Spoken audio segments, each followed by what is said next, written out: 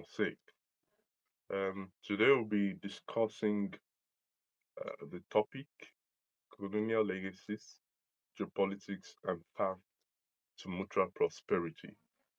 And the speakers to discuss the topic are Hafsa Rasheed from Pakistan, Christos Leventis from Greece, Rami Mroueh from UK, Azra from India, and the moderator Fils Jean Pierre from Rwanda.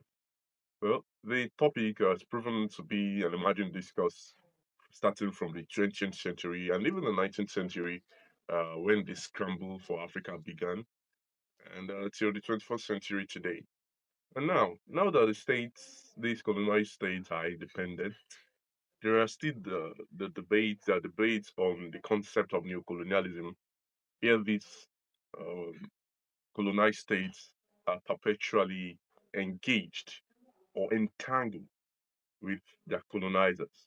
And this has brought about the concept of the sphere of influence, where the colonized states, okay, um, serve as the sphere of influence to states who colonize them, the colonizers.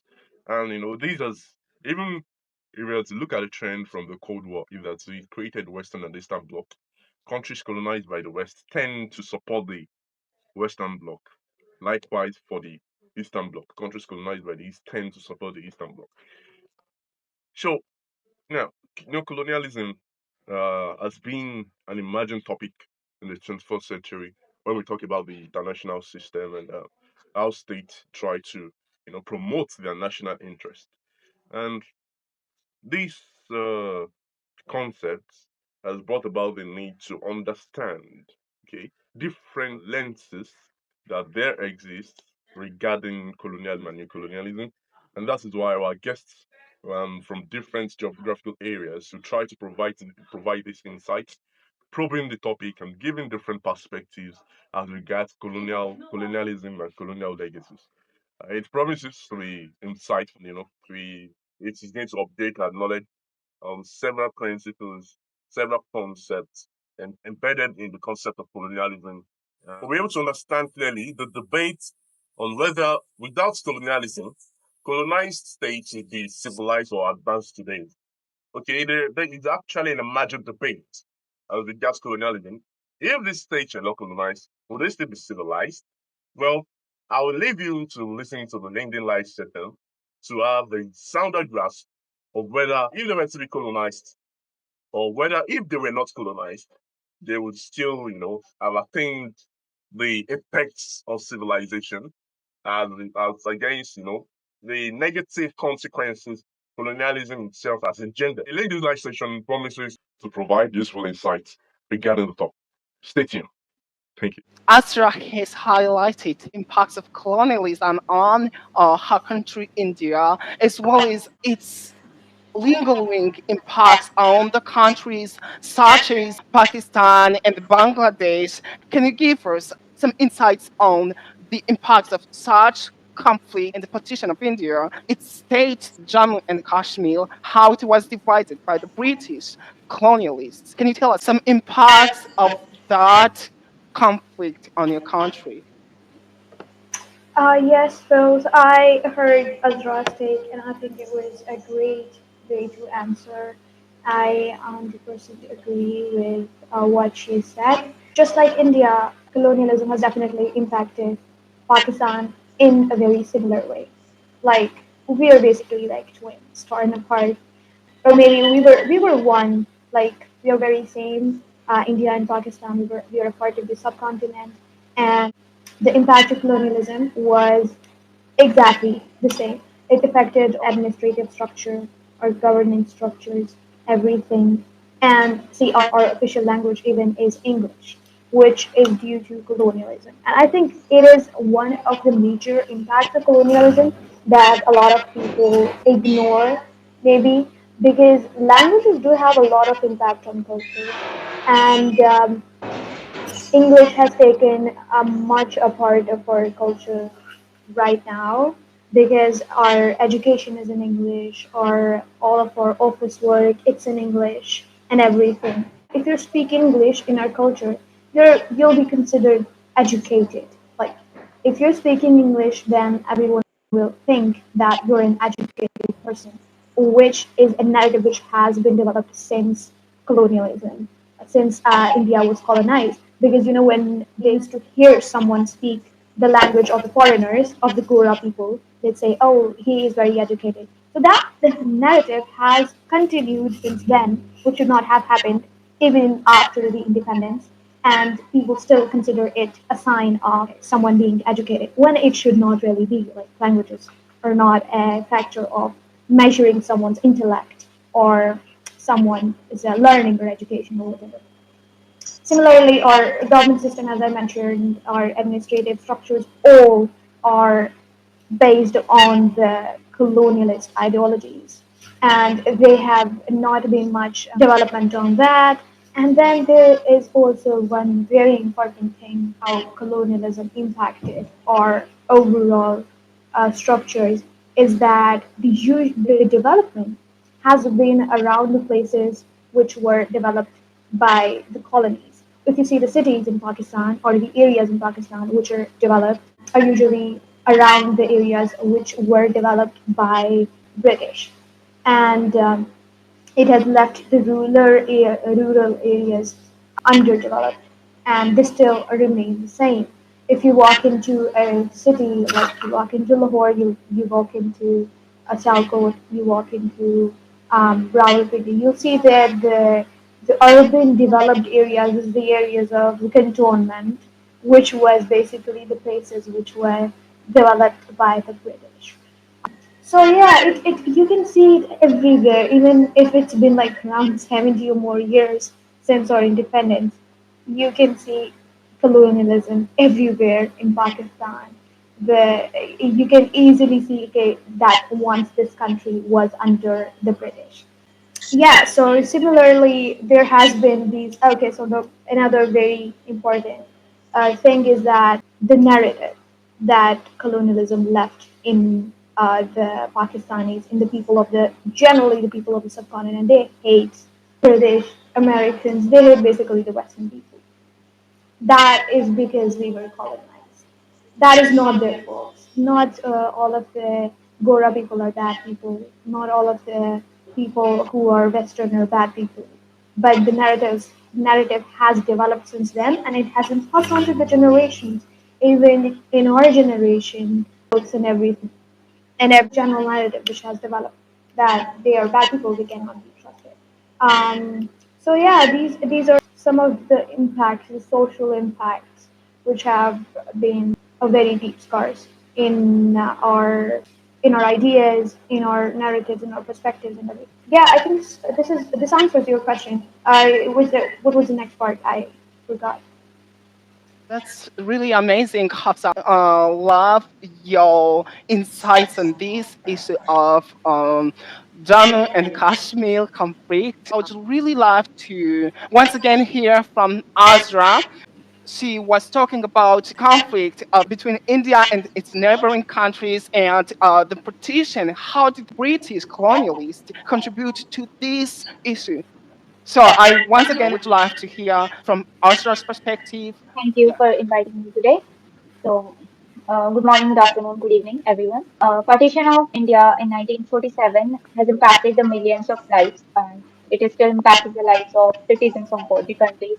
Today, as we speak on the colonial legacies and the post-colonial challenges in the colonized nations, I will specifically discuss the partition of India, which created Pakistan, and again, out of Pakistan, it created Bangladesh, which was initially East Pakistan. So how all these three countries, impacted very harshly due to the colonial practices and the colonial British colonialist policies. Let me start with the scale of what happened and think about the numbers. It's they are numbers, but the numbers are the living lives, the someone's stories. Over 15 million people, this is the number, more than the current population of New York City, and they were forced to leave their homes. And sadly, up to 2 million people lost their lives. 2 million is a big number, and the number of human beings. Nearly 100,000 women faced unprecedented violence, rapes, sexual harassments across the borders. And this wasn't just a political decision, but it was a human tragedy that affected real families. Many of whose stories we are only hearing now, and it has not been, depicted very clearly in the international stage. If we talk about the economic impact of the partition, so before partition, cities like Lahore and Amritsar, Lahore which is in Pakistan and Amritsar which is in Gujarat, India, they it was a very serious economic zone back then before partition. Today, trade between India and Pakistan is about $3 billion annually, which is very tiny compared to their combined GDP, which is over $3 trillion. Imagine South Asia, which is the world has the world's longest land border, but conducts less than 5% of its trade within the region. But East Asia, again, it trades 35% within its region and does not even share the same amount of land as the South Asian borders share. But there is another story to it, like how partition has influenced culture and storytelling. Recent years have seen powerful shows and movies which has helped the younger generations and the coming generation understand this history. Like the 2021 series of Miss Marvel, it showcased it showcased the impact of partition through a superhero story. Also, movies like there is movies like Partition 1947 and the dramas, Pakistani dramas like Dastan and Indian movies like Rizara, which has showcased the personal lives of people, which is strongly entangled and entrenched in this legacy of partition, how it has impacted the personal lives of people and how it is deeply rooted in the emotions and cultures of the generations. It has also given a generational trauma to the people who are affected by the partition and the colonial administration. So how it is going on for generations, it is moving from the fathers to their sons and daughters. That yeah, partition happened. So uh, it also creates communal tensions between in each of these countries. Wherever there is a minority of communal lines have been drawn by the British administration through the divide and rule policies of British colonialists, who basically there are four types of divide and rule policies they have implied on every colonized nations. So here they have politicized the communal lines, and this was not like initially the communal the Muslim and Hindus didn't existed in India, but today we have seen the politicization of these communal tensions. How Britishers have introduced the separate electorates for Muslims, which has again politicized this issue. And this politicization has created the deeply rooted communal tensions in India today also, and even in Pakistan, in Bangladesh, where minorities are continuously facing the issues of discrimination, lynchings, and threat to their identity, to their religious identity, and there are a lot of problems. So this is the only one side to the story, which is the communal side. And there is a lot have been impacted through the colonial practices or the colonialism of India. But taking the good side to it, there is also the use of social media and technology, which is helping whole situation. There are projects like 1947 Partition Archive, which has collected over 10,500 oral history, and the project Dastan, which uses virtual reality to help partition survivors visit their childhood homes. But challenges remain, and Kashmir remains a very highly militarized zone between India and Pakistan, and the Kashmiri people suffer regularly and in their personal lives, and their lives have become very difficult in both the situations. Basically, they are compacted and sandwiched between the two countries, India and Pakistan, and again China is exerting its external force over the regions of Kashmir. So it has made very impacted region, and it is, I think, remains the biggest challenge between the prosperity among Indian and Pakistani nations. India and Pakistan. Uh, Again, there is also hope of mutual prosperity later through of the policies that have been introduced by Indian and Pakistani government, like the Kartarpur corridor, which lets the Sikh pilgrims travel cross borders from Punjab to Lahore. Punjab is in India and Lahore is obviously in Pakistan. So there is a Sikh pilgrimage site in Pakistan, and nearly through this policy, the Kartarpur corridor policy, there are 300,000 pilgrims which have used this route, already, six pilgrims. And today, young South Asians are finding new ways to connect, and there are over like 500 million social media users across the region. And the online communities have, they are discussing their shared history, food, music, and common challenges. So, culture unites us even when politics can't. So, this thing we need to keep in mind. So, to draw new policies towards. All right. Thank you very much, Azra. Network issues, but I have heard a lot of socioeconomic challenges that have been caused by that conflict of Jammu and Kashmir, and that's a result of the colonial partition of India. So again, Hafsa, I loved how you brought such emotional story. I again would love to come back on Hafsa and Azra's perspectives on how you have mentioned the divide and rule posts that have been used by the British administration and other colonizers as well. I would love to give a narrative of my country.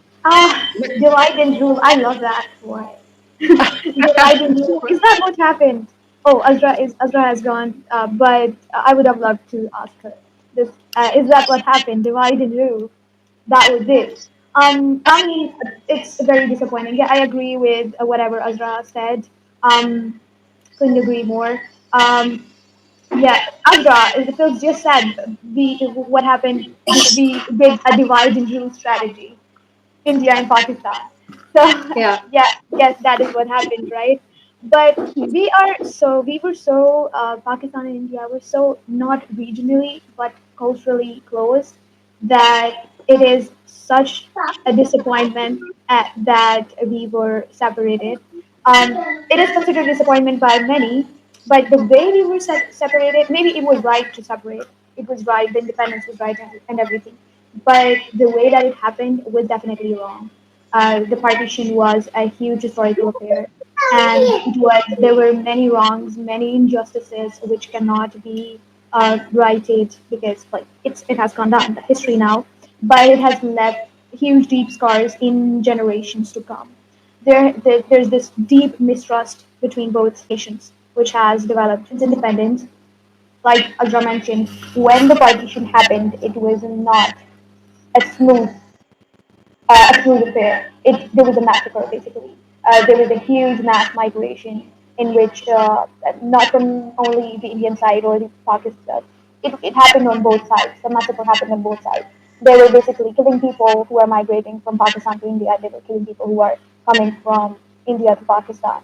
So basically, these countries have been founded on bloodshed, a lot of bloodshed. And that is, I think, where mistrust rooted on. And then we immediately got into skirmishes, into kind of like a war immediately over the disputed territories, one of which still persists, which is the issue of Kashmir.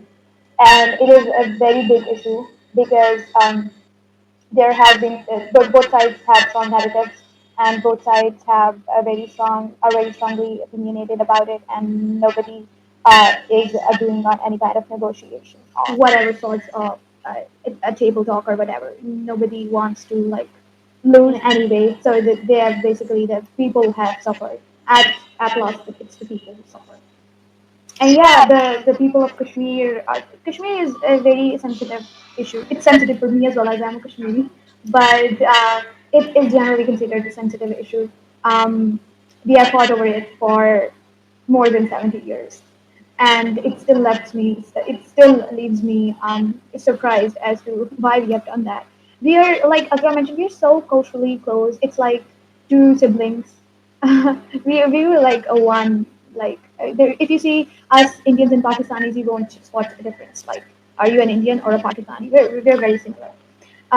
But being so culturally close, having a unified history and everything, we still have this poison, this mistrust, and this deep hatred among ourselves in our roots, which is, I think, very disappointing. And the root cause might be the colonialist partition.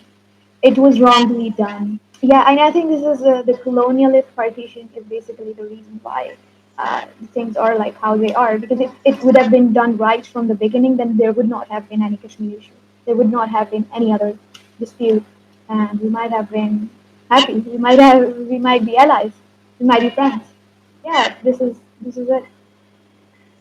All right. Thank you very much, Hafsa, for again bringing your perspective on this issue of partition of India and its impact on the neighboring countries. So before proceeding to Rami to ask him the side of the British, I'd firstly want to focus on the divide and rule policy that's been used by German and Belgian colonizers. And the impacts that it has caused to my country. In 1994, my country has faced the darkest history on the humanity, the genocide against Tutsis. It is a genocide that's horrible genocide in the whole world. And you know what? It's a legacy of the colonization as well. It's deeply rooted from the German and Belgian colonization. So when they came to office, specifically in my country, they were just the social classes that were peaceful. They found how the Rwandans lived together, how they loved each other, how the whole country was organized. The country the had one language. The country had one king who united the Rwandans. They had the human values and everything that bonded us together. But because they wanted to separate us, they wanted to exploit the country. They wanted to abduct our country. So it wouldn't have been possible without the divide and rule policy. So that's why they came and divided my country and all the folks into the Hutus, Tutsis, and the Twas based on superficial characteristics such as length of nose, the height of a person, and they told them, "You are not the same.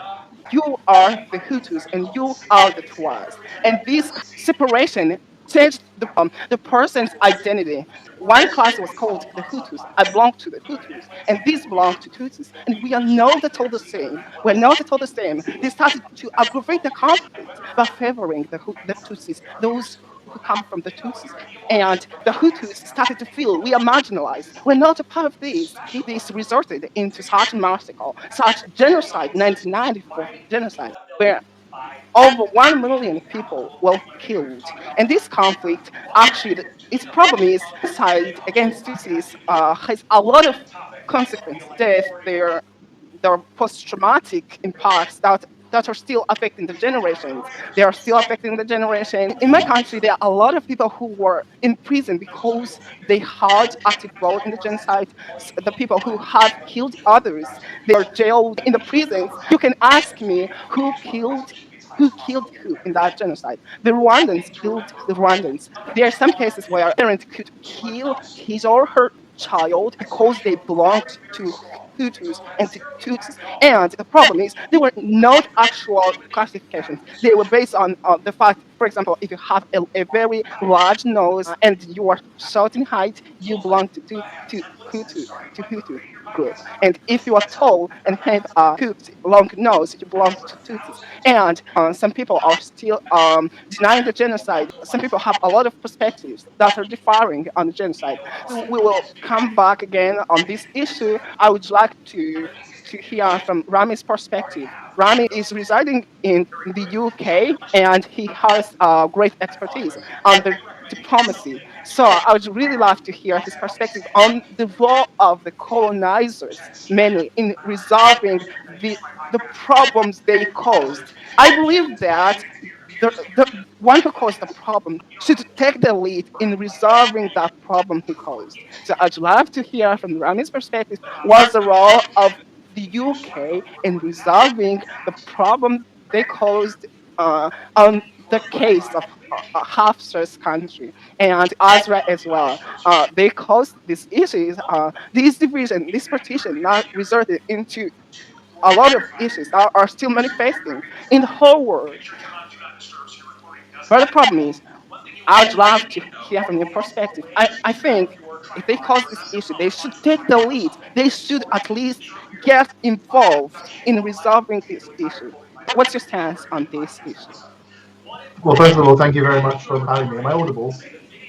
Yes, I can hear you.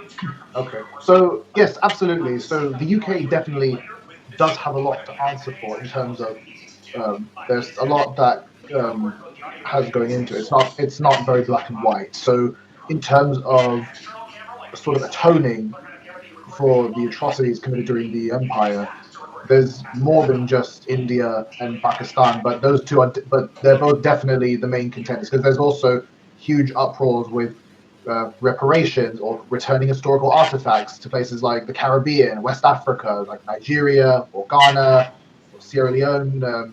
But yes, there's also issues with repatriating artifacts that hold cultural significance to places in Pakistan and India, as well as other parts of the world. There's probably a lot more I've not mentioned, so I apologize for that. But yeah, my perspective is that Britain does need to push on this. And to their credit, the British government is recognizing that what happened was wrong. But however, the monarchy is yet to issue a formal apology. So they are, for lack of a better phrase, dragging their heels on this. So it is very painfully slow in the most British way possible to delay what needs to be done or what should have been done a long time ago. And I'm saying this as someone who is the descendant of two empires, one being the British and one being the French. So essentially, those of us who grew up in the UK with coming from the colonies, as most people do in this country, we are aware that these things need to be recognized and it needs to be done soon. We are more aware of this because we now have social media and we now have the information that the British government wanted us to not know, such as Operation Legacy, which I only learned about recently, which shocked me, knowing that during many cases in Africa and India, there was a lot of the brutal atrocities were being aimed to be covered up in something called Operation Legacy. So we wouldn't know or be taught about the sort of things like the Malma massacre, the Amritsar massacre, or possibly there's probably thousands of more brutal atrocities that were committed in the colonies during those times. And we only recently have started to get wind of what has happened, essentially. So I personally believe, yes, the British government should at the very least, make the formal apology to the colonies and allow the former colonies, which is now the Commonwealth, allow them to not have to put the monarch as the head of state, as it is common practice in a lot of countries. I believe it's done still in Jamaica, Australia, New Zealand, Canada, and I know that if people are watching and happen to be from those communities, I'm 100% on board. I don't believe that these countries should force their people like civil servants or the prime ministers to pledge allegiance to the monarch. But I also do believe that there should be a choice. Some choose to, like Barbados did in the Caribbean. They chose to become a republic, so I will say good on them. All right, thank you very much, Rami. You have pointed out British government owns apology to all the states it has colonized. And in this case, it has responsibility to get involved in the table where the issue of partition of India is being discussed. So I once again would like to hear Hafsa's perspective on this issue. How do you feel about these colonizers in addressing the issues they have caused? Do you feel it's necessary that they should take the lead on the table where these issues are being discussed? What do you Oh believe? yes, definitely, Phil. I would love to take this question. Um, what Rami said, I agree that an apology is due definitely, but I don't think that it will do any good to us. Like an apology, what it is gonna do? Like it's what has happened has happened.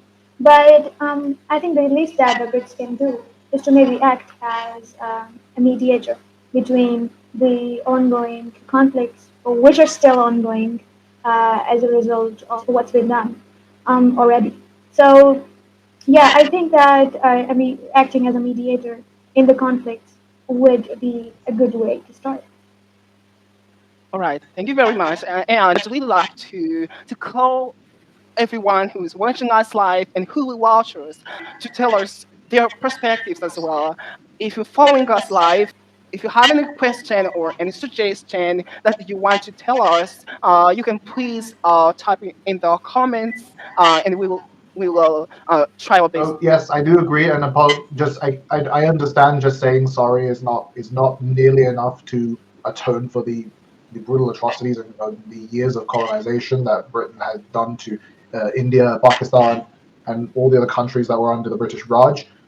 I believe it's still a good, in terms of diplomacy, it's at least the first step. and maybe not just to India and Pakistan, but also to the Caribbean, West Africa, Polynesia. Basically, just one, because the problem is, I believe, is not the fact that is that, oh, just saying sorry is not enough. I think the problem lies that we haven't even said sorry. The monarch has very, like, carefully treaded around the saying it. They recognize it was wrong, but they haven't said the words. In the words of Herb Kazaz, just say the thing. Like, it won't fix everything, Yeah. but I think it's at least, I believe, a good first step. Yeah, I agree that it would be diplomatically a good decision to start there. But I think that we do need some practical steps and we do need some practical decisions from them, because I think that they were the root of the problem. So they should be, when they say that we are not like we should not interfere, then I do not believe that that is right to say that, because you have already interfered before, and it is right that you interfere again, that you at least act as like a mediator between the two countries who are having this huge conflict, because you were the root cause of it. So yeah, they definitely an apology would not hurt. Definitely not us, not them as well. It's a good way to start. But I think they really need to take on some practical steps. And it's been so long overdue. Like it's going to be 100 years in a couple of in like 20 years to come. So yeah. Exactly, and I do think you do have merit there in saying it's not just about saying sorry, because there has to be some practical steps that need to be put into place, and this will take time, and it will take a lot of very careful planning, because now we've seen in recent events with India, the rise of the Hindu nationalism, and as you've said, and Azra has mentioned, and so has Phil's, that divide and rule has is a colonial mindset and framework that has trickled down into why a lot of colonies faced a lot of turmoil when they gained independence from the British or from other countries or the Belgians, and with that has led to very toxic and potentially very dangerous political ideologies. Like we have for example, in India, the BJP is pushing the Hindutva. I'm sorry if I'm mispronouncing that wrong. The Hindu nationalist. Hindutva, is Hindutva. Oh, Hindutva. Okay, thank you. So, yeah, they're pushing a very Hindu nationalist ideology, which is, I believe, is as people have scholars have claimed, stems from the colonial divide and rule. Same as how they divided the Indian subcontinent by religion, with the Muslims now mostly populated Pakistan and Bangladesh, as well as the Hindus mostly concentrated in modern day India, as well as the Sikhs and the Christians and the Jains and all these different groups. It's a very common theme, and there definitely needs to be very practical steps to be put in place, because I believe once we at least the British say, at least they make the formal apology, we can then start as you said, go building towards the practical steps and perhaps forming new bilateral relations and reframing what we've had of them. I mean, I don't think the Indian government is holding Britain in particular solely. I mean, I'm sure there's a lot more nuance to it, and I am in no way claiming to be an expert on anything like this. But essentially, they are making it clear, because India and Britain are two very powerful countries. I mean, India's economy is now rivaling that of China, of all things. So now we're dealing with two very separate countries.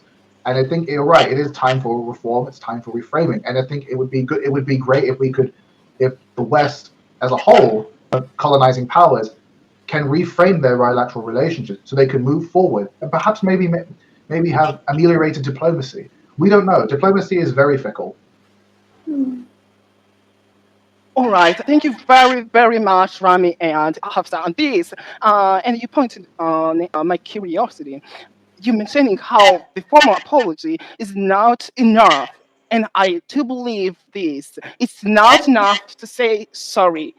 I'm always frustrated when I see the kingdoms and empires of Africa, Mali and Ghana, and all the empires of Africa, which were considered the richest empires, the richest kingdoms of the world. Now the things have turned on the flip side. Imagine the countries were rich in natural resources and everything, and now we are the beggars. Now African countries, all those countries, are now the beggars, begging those who colonized them, those who stole their natural resources, those who exploited them. And this reminds me of one beautiful quote of one Pan-Africanist, Desmond Tutu. Desmond says, when the missionaries came to Africa, they had the Bible and we had the land. They said, let us pray. We closed our eyes. When we opened them, we had the Bible and they had the land. Imagine this kind of deception. See it because Africans were not educated, or I sometimes feel this kind of deception cannot act in our century. Anyway, this leads me to another part of the Can I say session. something? Sure. You said like this kind of deception can't be accepted in today's century, but can we look at this that still we are accepting this kind of deception? The Western civilization consider themselves as more secular and liberal civilizations. They still persist on, taking the Bible at their very benefit. So we still see in the conflicts of Israel and Palestine, seeing the religious issue being, giving the central idea behind this whole conflict. But in reality, it is their own strategic interest and their economic interest in the colonization of Palestine. So still, we are actually going into that deception because Western civilization has just made it the neo-colonialist strategy, and we're still not over it. Thank you very much, Azra. I was being blinded by my own imagination, or if it is, I don't know if it is hallucination, or saying the colonization does not exist. Did I say that? Anyway, I think what they changed is the strategy. The strategy. They used to colonize Africans because they were not educated. They were not aware of the outside world, and they colonized us. Now they know that people are now educated, so they use the new forms of colonization, such as geopolitics and neocolonialism and imperialism as well, that Azra pointed out. I really love that, Azra, and I'll come to you again. But before I proceed, I would love to go on. Christos Leventis comes from Greece. I would love to hear from his very beautiful perspective. He is bringing us important perspective on this unfair justice that's still representing a contemporary world where certain groups of people considered to be higher than other people. I don't believe this. Christos has written a beautiful article on the UN, its structure and organization, how the countries are unequally represented before the UN, and this creates inequities in the global decision making. Can you proceed? Take this floor to tell us about your article, Christos. What did you want to say on that article? And significant impacts of colonization on Greek. Do we call it Greek or Greece? Firstly, collecting this and go on. Okay. Can you hear me? I can hear you. Okay, great. Well, first of all, thank you for having me. And I'd like to say what an insightful conversation so far with your perspectives from all over. And yes, well, of course, let me begin by saying, yes, of course, colonialism still exists, neocolonialism. And as you said, it's a different means, through different means, as in it's not through guns anymore, it's mostly economically, as far as I know. And there's a lot you have gone over, and a lot we need to go over. So yes, my article on the UN was mostly focused on the fact that, well, it is an outdated system, and there isn't the right representation for a lot of countries, a lot of regions of this planet. Well, okay, we can safely say that Europe is overrepresented. We can safely say that in multiple occasions the UN has failed on, well, protecting human rights, and well, we have seen multiple atrocities, as you've mentioned. A lot of thoughts are going through my mind right now. I'm sorry. I need to put them into a right order now. Yes, it is Greece. The country is called Greece. Um, w- well, what we need to do first and foremost, as both Rami and Hafsa said, is that we need to acknowledge the past. Now, using Europe as a placeholder name can be problematic because Europe involves a lot of different countries, but let's use it for now. Europe needs to first and foremost acknowledge its bloody past, if we want to actually be protecting human rights and promoting peace across the globe, as the multiple modern countries in Europe try to convince the rest of the world they do, as well as the European Union. So that's the first step, and of course that would also lead to practical steps later on. And in terms of in those practical steps, one small thing would also be to stand up and try to reform the UN so we have proper representation, both of the global south and, well, every region of the world. Now, of course, uh, as I've said, I'm not crazy. I realize that things cannot change that easily from one day to another. And of course, you need the world's global powers to be on board. So we cannot abolish the veto vote that 5 countries hold over the rest of the planet. But we do need to reform the seats of the Security Council first and foremost.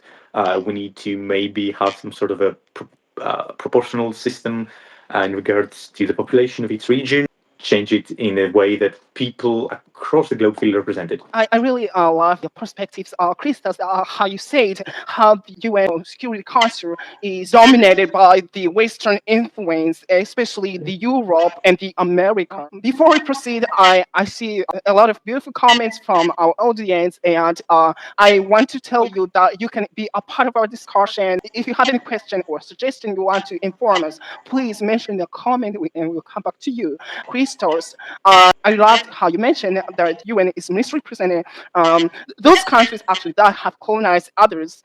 I guess that the reason that the justice cannot be well achieved is that those powers, especially from the global north, that contains all those countries that have occupied the world, that have colonized the world, and are still taking a big role. They are still dominating our contemporary world. They are still deciding what should be done. They're still deciding what the culture, the type of culture, the whole world should be built on, are still having a lot of influence in our contemporary world.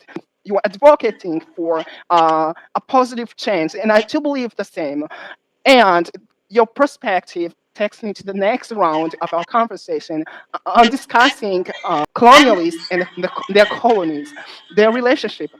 Would these countries that have been colonized exist or survive themselves if they were not colonized? I'd like to address this question to Rand. Do you believe colonization was necessary at all? And do you believe these countries would survive if colonization was not there? Well, I personally don't believe colonization was necessary, and I believe people who say that have that's quite a very, a little bit of a racist mindset, if I'm being honest. Because, as you mentioned, in a lot of cases around the world, we only believe that these places need to be civilized. I think it's part, if I can put on my anthropology title for a little bit, it's part of what's known as the white knight or the white savior complex, because they think, oh, these poor people don't look like us or they don't have what we have, so they're not as advanced as us. But that's only because they believed they were advanced and they were the more superior ones, which again is quite racist. It's a very racist worldview to have. I mean, when the pilgrims left on the Mayflower from England to go to America to discover it, I'm using air quotes a lot, so I'm sorry if that seems very informal, but essentially, there were people already there. There were indigenous native people who had very well-established civilizations. They had a functional society, governments, laws, and people tend to spin the stories of even places like, let's take India, for example. India was very advanced, and so was Africa, and so was the Middle East and Asia. All these civilizations they weren't just called great civilizations because Western powers introduced them to things like religion, disease, and trains. They were great civilizations because they were on their own great civilizations. I mean, the pioneers of mathematics and science and that we use today all came from the global south. We attribute a lot of our modern mathematics and our science to the Islamic world that was flourishing when Europe was facing the Black Death. And a lot of time, what happened was Western countries came in and muddled a lot of it. Yeah, if I you'd let me add in a little bit on this, Phil. This is basically like the colonialist mindset is basically like Oh, you're not like us? You need help. You're not like us, you need help. Let me give you help. And then the other person is like, no, but we don't need your help. And then they basically force that help on you. That which wasn't necessary. Or it was basically like, yeah, forcing your what you think is good, but it actually is Yeah, not good for them Yeah, it's onto not it's you. the unique. whole white man's burden theory, which showcase that it is the white man's responsibility to civilize all the uncivilized nations again, which are in Well, essence yeah, they are uncivilized because they exactly. are not, yeah, they are not as liberal as they are. They have not accepted their Western values. Instead, they have their own value systems, their own institutions, which are good for them, but not good as they see it. They want capitalist markets everywhere so that they can, run their economies. So that's how it happens. Yeah, Right. exactly. I mean, like, they it might be good for them. I'm not like making them seem like, oh, they're wrong. It might be right for them in their minds. They're doing the right thing, but what is right for you might not be right for the others as well, Yeah. right? So yeah. All right. Thank you very much, folks. You're really having a lot of beautiful and fantastic ideas. Colonization has positive effects such as education. When the German and Belgian colonizing just came to Africa, they have built beautiful schools, beautiful hospitals, and a lot of infrastructure in my country. But compare this positive You're basically saying that there are some positives of colonialism, but and you're saying that they built some beautiful schools and some facilities, and there was definitely like more like there were things like they bought in technology, they bought in educational systems, they bought in medical facilities and everything. Yeah, I agree with that did happen, and there were these positives, but this could have been done without actually taking over everything, don't you think? exactly